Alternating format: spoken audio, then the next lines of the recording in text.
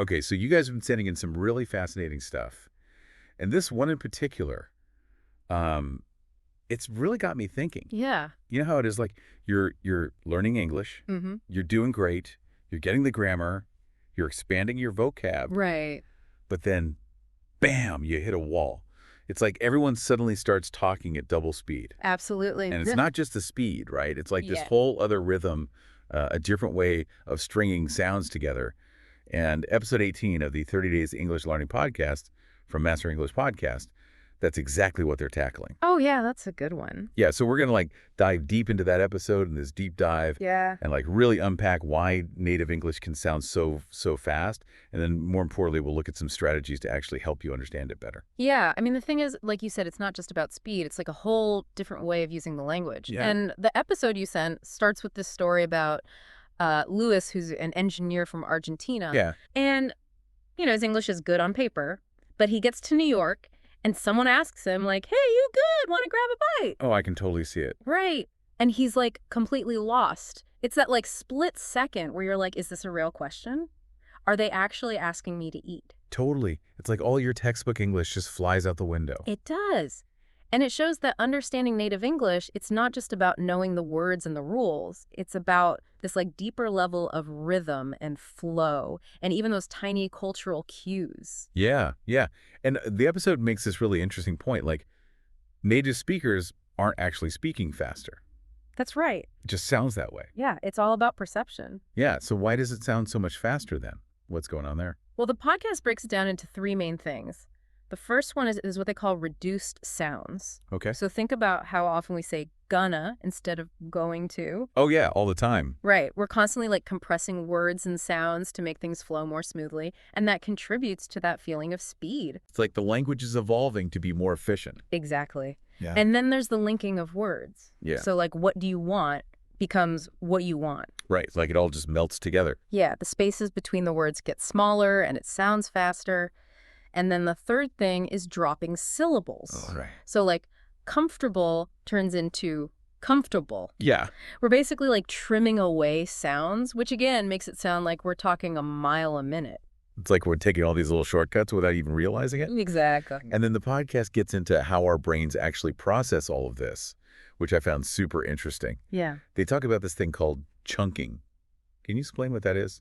So chunking is basically how our brains group information together.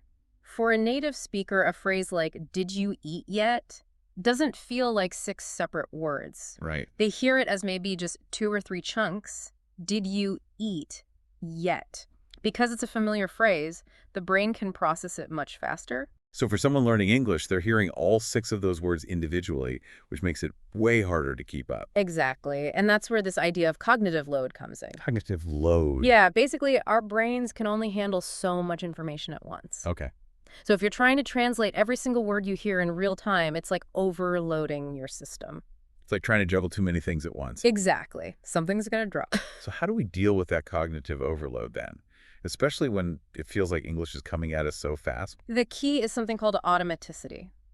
Basically, the more you hear and recognize common phrases and chunks, the less your brain has to work to process them. Okay. It becomes automatic, like Right. recognizing faces. You don't analyze every feature every time you see someone you know. Right. It's the same with language. And that's why chunk-based learning is so important. Chunk-based learning. So instead Yeah. of just memorizing individual words, you're learning whole phrases. Exactly. You're focusing on those common combinations of words that native speakers use all the time. So like what kind of phrases? Well, the podcast gives some good examples, like, you know what I mean, or let me get this straight, or I was like, Okay. those kinds of phrases help you get used to the natural rhythm and flow of spoken English. It's like learning chords on a guitar instead of just individual notes. Exactly. You can start playing actual music much faster. I like that analogy. Yeah. Now, the podcast also stresses that listening is a skill you have to train just like anything else. Right. It's like preparing for a marathon. Yeah. So what kind of training do they recommend for our ears? Well, they talk about this thing called audio shadowing. Audio shadowing. Yeah, so you listen to a short clip, maybe like 10 seconds, and then you repeat it out loud, trying to match the speaker's rhythm and intonation. Oh, so you're not just saying the words, you're trying to copy their style. Exactly. It helps you internalize the musicality of the language. That's cool. And what else? Another thing they recommend is slowing down the audio. Oh, yeah. You can use YouTube or apps like SpeechLing to slow it down to like 0.75x speed. So you can hear the individual words more clearly. Exactly. And then once you've gotten used to that, you can try watching things without subtitles. Oh, that's a good way. It forces your brain to rely on your listening skills instead of just reading along. It's like leveling up your listening workout. Exactly. And the podcast really emphasizes that listening isn't passive. It's an active process. You have to put in the effort to train your ears. Right. So building a muscle. Exactly. Now, another thing the podcast talks about is the psychological side of things. Okay. It's like this fear we have of missing out on information or feeling stupid because we don't understand. Oh, yeah. I totally get that. And the thing is that fear actually makes it harder to understand. Really? Yeah. There's research that shows when you're stressed, your brain doesn't process sound as effectively. It's like your mental filters get all messed up. So the more you worry about understanding, the harder it becomes? Exactly. It's a vicious cycle. Yeah. And the podcast says that being calm can actually help you both speak and listen better. So what can we do to de-stress before a conversation? They suggest some pretty simple things like taking 3 deep breaths. Okay. It sounds basic, but it can really help regulate your nervous system. And I've heard that smiling can actually lower stress hormones. That's right. Even if you have to fake it a little bit. That's a good tip. Yeah.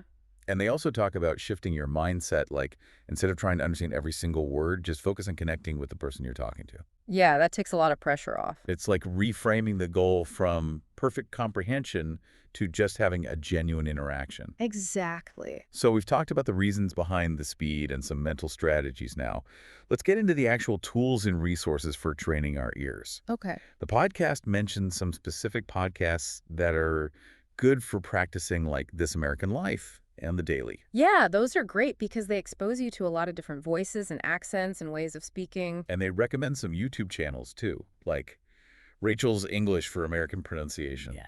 Right. And Eat, Sleep, Dream English, which uses real-life scenarios to teach English. And then there are apps like Il Speak for pronunciation feedback, LingQ for reading and listening, and FluentU, which uses authentic videos. Yeah, there's a ton of stuff out there. So many options. And what about actual practice methods? Well, the podcast says to dedicate at least 10 minutes a day to focused listening practice. Okay. And to try focusing on one speaker's style at a time so you can really tune in to their rhythm and intonation. Right. And of course, keep doing that listen, shadow, repeat exercise. And they have this cool tip about making a fast English playlist. Oh, yeah, that's a good one. Like a curated collection of audio or video that you find challenging but engaging. That's a custom workout for your ears. I like it. So instead of being intimidated by fast English, the podcast encourages us to think of it like a wave. Yeah, a wave you can learn to swim with. That's a much better image. And the idea is that you don't have to understand every single word. Right. The goal is to catch the meaning, to get the gist of what's being said. To focus on the big picture instead of getting lost in the details. Exactly. And they end with this really important message about letting go of perfection and embracing connection. Yeah. Because when you're not so worried about understanding everything, you actually relax, and that makes it easier to understand. It's like that whole stress cycle we talked about before. Exactly. So basically, this deep dive has shown us that understanding fast English, it's a skill you can develop. It's about recognizing those reduced sounds and linked words and dropped syllables. It's about training your brain to process language in chunks. And it's about managing your anxiety and focusing on connecting with the person you're talking to. It's not about being perfect. It's about being present. Exactly. And on that note, here's a final thought for you. Think about that wave analogy and what might be possible if you could ride that wave of fast English. What new worlds might open up to you? What cultural insights might you gain? It's about so much more than just understanding words. It's about connecting with a whole new way of thinking and being. It's about expanding your horizons. That's what language learning is all about. Absolutely.